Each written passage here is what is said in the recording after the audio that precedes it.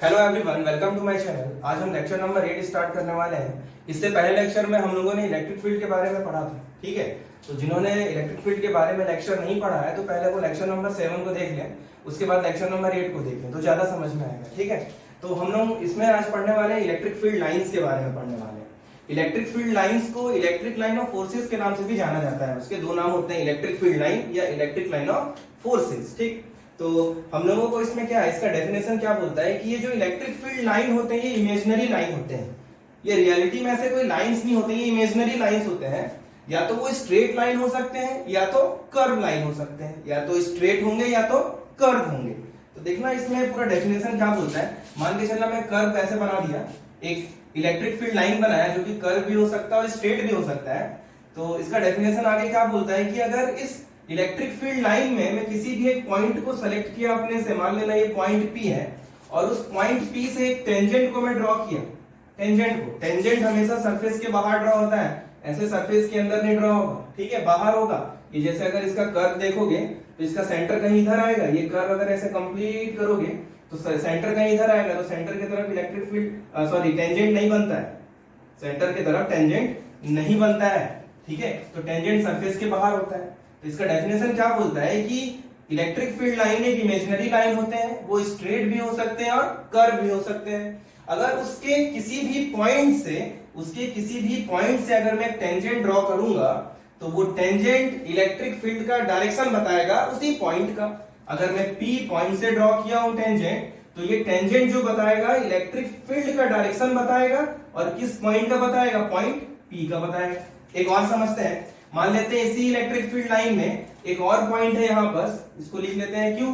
अगर मैं Q point से एक टेंजेंट ड्रॉ किया तो ये टेंजेंट जो होगा इलेक्ट्रिक फील्ड का डायरेक्शन बताएगा, किसका, इसी पॉइंट का जहां से टेंजेंट ड्रॉ किए हैं, इस पॉइंट Q का बताएगा, ठीक है। तो इलेक्ट्रिक फील्ड लाइन, इसको पढ़ के देखेंगे तो यही चीज बताया गया है। Electric field line imaginary line होते हैं, स्ट्रेट लाइन भी हो सकते हैं, कर्व भी हो सकते हैं। और उस इलेक्ट्रिक फील्ड लाइन में मैं जिस पॉइंट से टेंजेंट ड्रॉ कर दिया वो डायरेक्शन बताएगा उसी पॉइंट का इलेक्ट्रिक फील्ड का, ठीक है। तो ये हुआ इलेक्ट्रिक फील्ड लाइन के बारे में। अब हम लोगों को नेक्स्ट टॉपिक है ये वाला, properties of electric field lines. इसके कुछ प्रॉपर्टी होते हैं। तो इलेक्ट्रिक फील्ड लाइन के प्रॉपर्टी नंबर 1 में क्या होता है, अगर प्लस वाला चार्ज होगा प्लस Q, ठीक है, तो electric field line plus charge से निकलते हैं, लिखा होगा it start from positive charge. ये स्टार्ट हुआ पॉजिटिव चार्ज, एरो इंपॉर्टेंट है इसका, ये निकलता हुआ दिखाना पड़ेगा, ऐसा स्टार्ट हुआ, ठीक है, ये निकल रहा है, ऐसा साइमेट्रिक बनाना पड़ता है फिगर, एक जैसा साइमेट्रिक, ठीक है। तो ये हुआ इधर से निकल रहा है, ठीक। अब जैसे हम लोग ये जानते भी हैं कि अगर एक प्लस चार्ज को, इससे पहले वाले लेक्चर में हम लोग पढ़ भी रहे थे, ये प्लस चार्ज है, पॉइंट चार्ज है। अगर मैं यहाँ पर एक टेस्ट चार्ज Q को रखता हूँ, Q0 को रखता हूँ, तो इसके कारण अगर मैं इस पे फोर्स लगाऊंगा तो ये इधर ही जाने वाला है, और जिस डायरेक्शन में फोर्स लगता है उसी डायरेक्शन में इलेक्ट्रिक फील्ड लगता है। अगर इस Q0 को मैं यहाँ पर रखूंगा, Q0 को, तो फिर ये इस पे इस डायरेक्शन में फोर्स लगाएगा, जिस डायरेक्शन में फोर्स लगेगा उसी डायरेक्शन में इलेक्ट्रिक फील्ड लगेगा। अगर ये Q0 यहाँ पर होता तो इसका डायरेक्शन इधर होता, अगर ये Q0 यहाँ होता तो इसका डायरेक्शन इधर होता, अगर यहाँ पर मैं Q0 बनाता तो इसका डायरेक्शन इस तरफ जाता। तो यही बना हुआ है यहाँ पर, प्लस चार्ज के कारण इलेक्ट्रिक फील्ड का डायरेक्शन बाहर की तरफ बनता है, ठीक है। तो यहां से हम लोग को समझ में आना चाहिए कि अगर मैं यहाँ Q0 रखता हूं तो डायरेक्शन बाहर बन रहा है। तो इसको हम लोग बोलते हैं यहाँ पर इलेक्ट्रिक फील्ड जो है वो रेडियली मतलब परपेंडिकुलर, रेडियली आउटवर्ड होते हैं। रेडियली मतलब परपेंडिकुलर, इस सरफेस से परपेंडिकुलर निकलते हैं इलेक्ट्रिक फील्ड लाइन, ठीक है। तो प्लस चार्ज के कारण जो इलेक्ट्रिक फील्ड लाइन होते हैं वो स्टार्ट होते हैं, ये निकल रहा है, और माइनस चार्ज में जाकर के वो क्या हो जाते हैं, एंड कहां होंगे, नेगेटिव चार्ज में। स्टार्ट होंगे पॉजिटिव चार्ज से, ये स्टार्ट हुए, निकलना स्टार्ट हुआ, अभी नेगेटिव को बनाऊंगा मैं, तो नेगेटिव चार्ज में क्या होगा, वो एंड होगा। मींस ऐसा, अगर ये माइनस Q है तो जो इलेक्ट्रिक फील्ड लाइंस दिख रहे हैं यहाँ पर, मैं पहले इसको ड्रॉ कर लेता हूं, ऐसा ये ड्रॉ किया, ठीक है। इसमें अपने को क्या करना है, डायरेक्शन बस चेंज करना है। एंड होंगे मतलब इसके अंदर जा रहे होंगे, एंड हो रहे हैं ये, ठीक है, एंड हो रहे हैं मतलब ऐसा, जैसे अगर यहाँ माइनस Q है, ठीक, यहाँ पर मैं अगर एक पॉजिटिव टेस्ट चार्ज रखूंगा तो अगर मैं इसके कारण इस पे फोर्स लगाऊंगा तो इसका फोर्स इधर लगेगा, क्योंकि ये प्लस चार्ज ये अट्रैक्ट कर लेगा। तो इसलिए इसका डायरेक्शन देखना अंदर की तरफ आ रहा है। अगर मैं यहाँ पर क्यू नॉट को रखता तो ये ऐसा, ये अट्रैक्ट करता है इस तरफ, ठीक है। तो हम लोग ऐसी सब जगह ऐसा बना सकते हैं, ये सारे लाइंस ऐसे बनेंगे। हर जगह अगर मैं क्यू नॉट को रखूंगा तो क्यू नॉट क्या होगा, अट्रैक्ट होते जाएगा माइनस से, ठीक है। यहाँ तक तो हम लोग को क्या करना है, बस डायरेक्शन चेंज कर देना है डायग्राम में। ये डायरेक्शन किधर जाएगा, अंदर की तरफ। तो ये डायग्राम से अपने को क्या पता चल रहा है, प्लस चार्ज से इलेक्ट्रिक फील्ड लाइन निकल रहे हैं, स्टार्ट हो रहे हैं। साइमेट्रिक भी बनाना पड़ेगा, जैसे अगर एक ऊपर गया तो एक इधर नीचे, एक इधर जा रहा है तो एक इधर, साइमेट्रिसिटी दिखाना पड़ेगा, ठीक। अब नेगेटिव चार्ज में क्या हो रहा है, एंड हो रहा है, खत्म हो रहा है। ये जो निकलेगा जाएगा कहाँ, माइनस की तरफ, तो एरो देखना चेंज हो गया, एंड हो रहा है, ठीक। तो इसमें अगर हम लोग इलेक्ट्रिक फील्ड का डायरेक्शन देखते हैं तो यहाँ पर इलेक्ट्रिक फील्ड जो होता है वो होता है रेडियली मतलब परपेंडिकुलर, इनवर्ड, अंदर की तरफ, ठीक है। तो ये प्रॉपर्टी नंबर 1 हुआ। इसमें एक बार क्वेश्चन भी आया हुआ था कि हम लोगों को इलेक्ट्रिक फील्ड लाइन ड्रॉ करना था Q ग्रेटर देन 0 के लिए। ऐसा क्वेश्चन आया था कि इलेक्ट्रिक फील्ड लाइन ड्रॉ करो Q ग्रेटर देन 0। तो Q ग्रेटर देन 0 का मीनिंग क्या है, पॉजिटिव होगा ना। Q 0 से बड़ा मतलब पॉजिटिव नंबर, तो मींस ये वाला डायग्राम बनाना था हम लोगों को, ठीक। एक बार और आया था कि Q स्मॉलर देन 0 के लिए ड्रॉ करो, 0 से छोटा मतलब नेगेटिव चार्ज, तो माइनस चार्ज के लिए अपने को ये डायग्राम बनाना था, ठीक है। तो ये हुआ प्रॉपर्टी नंबर 1, ठीक। अब प्रॉपर्टी नंबर 2 के बारे में बात करते हैं। तो प्रॉपर्टी नंबर 2 हम लोग यहाँ पर देखें तो प्रॉपर्टी नंबर 2 क्या बोलता है कि अगर एक इलेक्ट्रिक फील्ड लाइन होंगे, उसमें अगर मैं किसी भी पॉइंट से एक टेंजेंट ड्रॉ करूंगा तो वो टेंजेंट उसी पॉइंट का इलेक्ट्रिक फील्ड का डायरेक्शन बताएगा, जो भी मैं बताया था। यहाँ जो मैं एक्सप्लेन किया था यही सेकंड पॉइंट लिखा है, पढ़ के देख सकते हैं।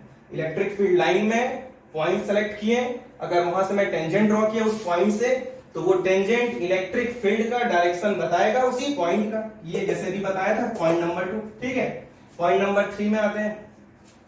पॉइंट नंबर 3 क्या बोलता है, ये पॉइंट नंबर जो 3 था ये 1 मार्क्स क्वेश्चन में आया हुआ क्वेश्चन है। 1 मार्क्स में ये भी आया हुआ क्वेश्चन है, एग्जाम में सीबीएसई में आया था कि electric field line do not form close loop. Electric field line close loop form नहीं करते हैं, ऐसा क्यों। तो इसका आंसर लिखा हुआ है because it is always directed from positive charge to negative charge. अब मीनिंग समझते हैं क्या है, क्लोज लूप नहीं बनाता है, यहाँ पर बता रहा हूँ इसका। तो जिनको ये लिखना है तो लिख लेना, मैं ये डायग्राम बस मिटाने जा रहा हूँ, ठीक है। इसको यहाँ पर समझा रहा हूँ, देखना इसमें क्या बोलता है। ये वाले में देखना, अगर यहाँ पर एक पॉजिटिव चार्ज है Q, यहाँ पर एक नेगेटिव चार्ज है -Q, तो इलेक्ट्रिक फील्ड लाइन ये देखना निकला, प्लस से निकलेगा माइनस में जाएगा। स्ट्रेट लाइन भी हो सकता है, कर्व लाइन भी हो सकता है, ठीक है। तो देखने में तो हम लोग को लगता है कि एक लूप है, ठीक है, एक क्लोज सरफेस है, ऐसा लगता है देखने में, तो ऐसा है नहीं। लूप वो होता है अगर एक बॉडी जहां से चलना स्टार्ट करेगा वो चल करके वापस अगर वहां पहुंच जाए उसको लूप बोलते हैं। तो अगर अच्छे से इस डायग्राम को देखेंगे हम लोग तो इस डायग्राम में क्या दिखता है, प्लस वाले चार्ज से देखना ये निकल तो रहा है, ये निकल रहा है, लेकिन माइनस वाले चार्ज में जाकर के खत्म हो जा रहा है। ये वापस इस डायरेक्शन में नहीं आ रहा है, इसका डायरेक्शन देखना, और ये ऐसा नहीं हो रहा है, मींस ये लूप नहीं बना रहा है। अगर ये स्टार्ट होता है यहाँ से तो इसको वापस भी ऐसे आना पड़ता, लेकिन जब हम लोग यहाँ देख रहे हैं तो ये फिर से इधर ही जा रहा है, ठीक है, इधर ही जा रहा है, मींस माइनस पे जाकर के खत्म हो जा रहा है, वापस नहीं आ पा रहा है। और ये भी ऐसे जा रहा है तो इधर वापस नहीं आ पा रहा है, इसलिए ये क्लोज लूप को फॉर्म नहीं करता है। प्लस की तरफ से निकलेगा तो माइनस में खत्म हो जाता है, वापस माइनस में नहीं आ पाता। Point number 3। पॉइंट नंबर 4 को देखते हैं। पॉइंट नंबर 4 क्या बोलता है, जो इलेक्ट्रिक फील्ड लाइंस होते हैं या तो निकलेंगे या तो अंदर आएंगे, या तो आउटवर्ड निकलता हुआ या तो अंदर जाता हुआ, वो डायरेक्टली प्रोपोर्शनल होंगे मैग्नीट्यूड ऑफ चार्ज, चार्ज के मैग्नीट्यूड के डायरेक्टली प्रोपोर्शनल होंगे। समझते हैं ये क्या है, देखना। अगर मैं मान लेता हूं प्लस है, प्लस Q चार्ज है, इसके कारण इलेक्ट्रिक फील्ड लाइन ऐसे निकला, दो इलेक्ट्रिक फील्ड लाइन को मैं ऐसे निकाला, ठीक है। जरूरी नहीं कि मैं 8 बनाया तो 8 बना, अपन 2 बना सकते हैं, 4 बना सकते हैं, 6 बना सकते हैं, बस साइमेट्रिक रखना पड़ेगा फिगर में, ठीक, और नंबर में मत बनाना, ठीक है। तो देखना यहां पर अगर मैं एक चार्ज रखा Q तो यहां से इलेक्ट्रिक फील्ड लाइन ऐसे निकली। अगर मैं चार्ज को डबल कर दिया, प्लस 2Q अगर मैं कर दिया, तो इसके अकॉर्डिंग क्या बोलता है, ये प्रॉपर्टी नंबर 4 क्या बोलता है कि इलेक्ट्रिक फील्ड लाइंस और ये जो चार्ज का मैग्नीट्यूड होगा, मैग्नीट्यूड, ये मैग्नीट्यूड मतलब वैल्यू, वो डायरेक्टली प्रोपोर्शनल होंगे। अगर Q के कारण 2 इलेक्ट्रिक फील्ड लाइन है तो प्लस 2 के कारण ये 2 इलेक्ट्रिक फील्ड लाइन तो है, 2 इलेक्ट्रिक फील्ड लाइन और बढ़ जाएंगे, ठीक है।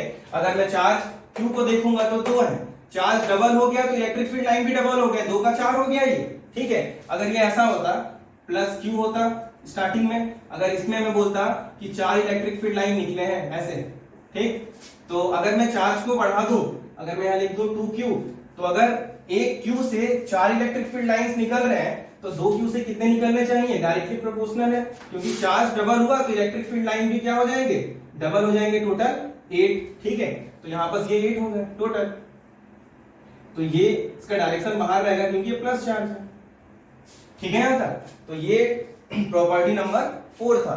चार्ज अगर क्यू तो अगर 2 लाइन में अपने से लिया, चार्ज डबल तो लाइन डबल, अगर चार्ज क्यू उसमें number of electric field line 4, अगर चार्ज को डबल किया तो ये 4 का इलेक्ट्रिक फील्ड लाइन डबल होकर के हो जाएगा 8, ठीक है। तो ये हुआ प्रॉपर्टी नंबर 4। 5 में देखते हैं क्या है। 5 नंबर में बोलता है closer the electric field lines stronger is the field. जैसे अगर एक डायग्राम में बनाओ, ऐसे ये डायग्राम बनाता हूं मैं, देखना ऐसे करके कुछ डायग्राम बना, ठीक है। ये इलेक्ट्रिक फील्ड लाइन बता रहे हैं, स्ट्रेट लाइन भी हो सकते हैं, कर्व भी हो सकते हैं, ठीक। अगर मैं यहाँ पर 2 पॉइंट अपने से सेलेक्ट किया, इस पॉइंट को मैं ए बोल दिया और यहाँ पर जो पॉइंट है इसको बी बोल दिया, ठीक है। अब मैं पूछा बताओ इलेक्ट्रिक फील्ड का स्ट्रेंथ कहां ज्यादा होगा, इलेक्ट्रिक फील्ड ए पॉइंट पर ज्यादा होगा कि बी पॉइंट पे ज्यादा होगा, तो अपना आंसर होगा ए पॉइंट पे ज्यादा होगा। क्यों, क्योंकि यहाँ पर इलेक्ट्रिक फील्ड लाइन बहुत पास पास है, जहां पर इलेक्ट्रिक फील्ड लाइन का डेंसिटी ज्यादा होता है, यहाँ दिख रहा है बहुत पास पास है, closer the electric field line stronger is the electric field. जितना ज्यादा पास पास में इलेक्ट्रिक फील्ड लाइन होंगे, ये बी पॉइंट पे देख रहे हैं सब कितने दूर दूर है, ठीक है, तो उतना ज्यादा इलेक्ट्रिक फील्ड होगा। तो इलेक्ट्रिक फील्ड किसका ज्यादा होगा, ए का कंपेयर टू बी से।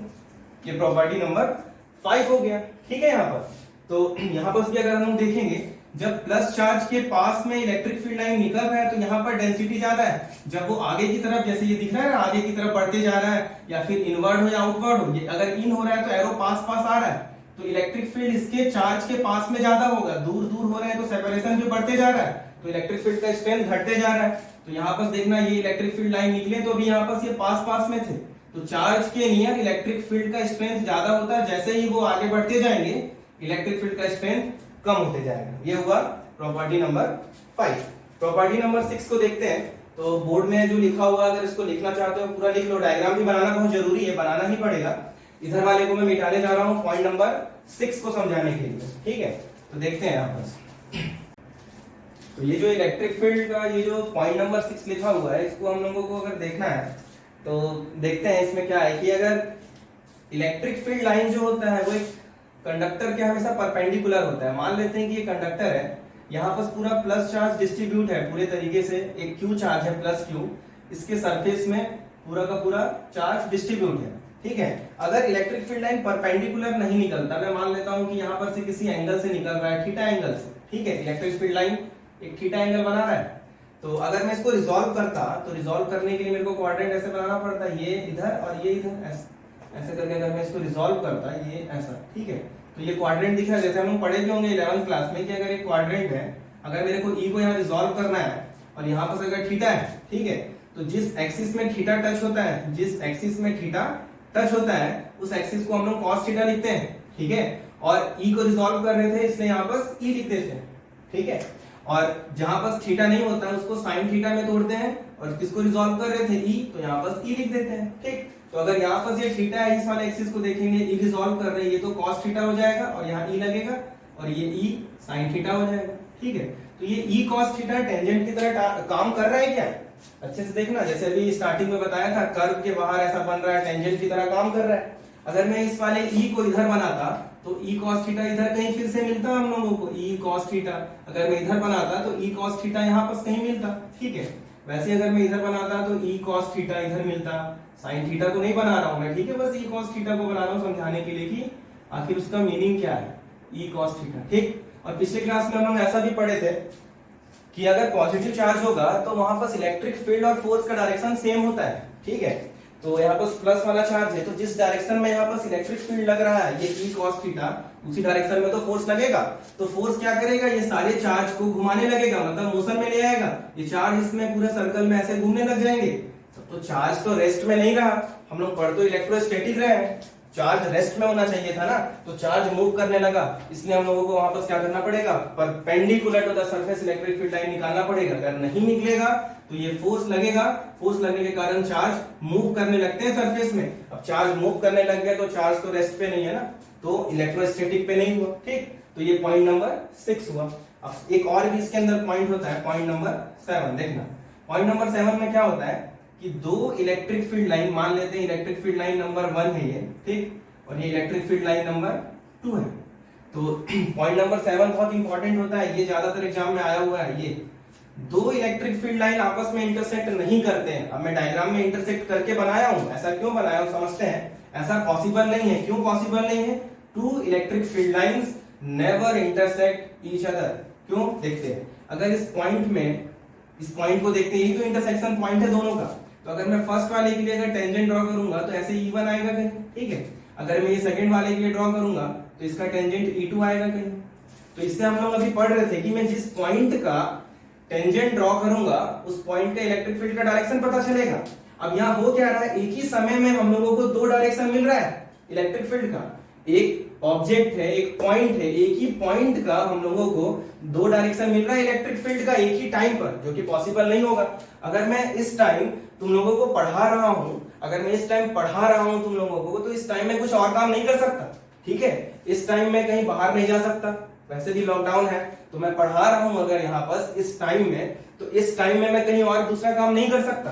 तो एक बार में एक ही काम पॉसिबल है। तो वैसे ही एक टाइम में एक इंसान एक ही जगह जा सकता है, या तो इधर जाए या तो इधर जाए, दोनों नहीं है, दोनों पॉसिबल नहीं है।